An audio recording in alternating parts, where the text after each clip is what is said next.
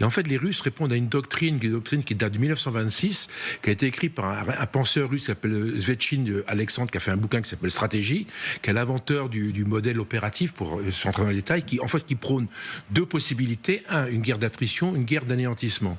Et en fait, jusqu'à présent, on était dans un modèle d'attrition, puisque le modèle visait à affaiblir les Russes, mais affaiblir les Ukrainiens, mais on voit que depuis cette espèce de désengagement américain, ça laisse la porte libre en fait aux Russes pour anéantir une partie du pays.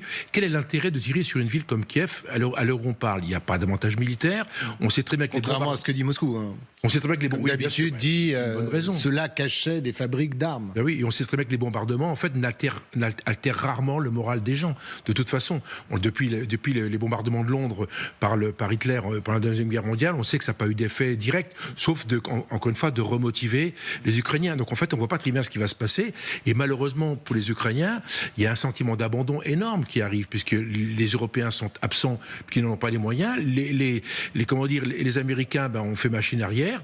Et il y a tir libre, il n'y a plus qu'à voir la fin de la guerre. Il faut l'objectif, c'est que très concrètement que Zelensky mette un genou en terre.